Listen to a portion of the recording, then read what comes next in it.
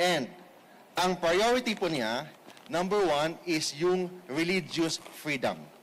Naniwala po si Pastor Apollo Kibuloy that religious freedom is inviolable. It means kailangan ang government po natin should secure the holy grounds against state forces. Second, kailangan protektahan ang mga mahihirap, mga poor, particularly sa health, free medicine, fast medical services. Pastor Kibuloy will be the senator sa mga mahihirap, senator sa mga ordinaryong mga Pilipino, senador sa mga manggagawa. Madaling lapitan, willing makinig sa lahat ng problema ng taong bayan. Makita naman natin, exhibit number 1 is the KOJC. Kung ano po yung ginawa ni Pastor Kibuloy sa KOJC, yung kingdom, yung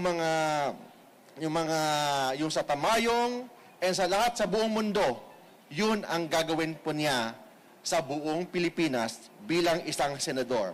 Naniwala po si Pastor Apollo Kibuloy that religious freedom is inviolable. It means kailangan ang government po natin should secure the holy grounds against state forces. Pastor Apollo Kibuloy is running for Senator of the Republic of the Philippines. Kasi gusto niya maging part ng solusyon ng ating bansa. Dahil sa Diyos at sa Pilipinas nating mahal.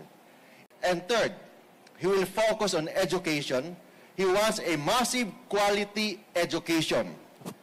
And zero corruption. Makita naman natin, exhibit number 1 is the KOJC. Kung ano po yung ginawa ni Pastor Kibuloy sa KOJC, yung kingdom, yung sa Tamayong, and sa lahat sa buong mundo, yun ang gagawin po niya sa buong Pilipinas bilang isang senador. Pastor Kibuloy will be the senator sa mga mahihirap, senator sa mga ordinaryong mga Pilipino, senador sa mga manggagawa.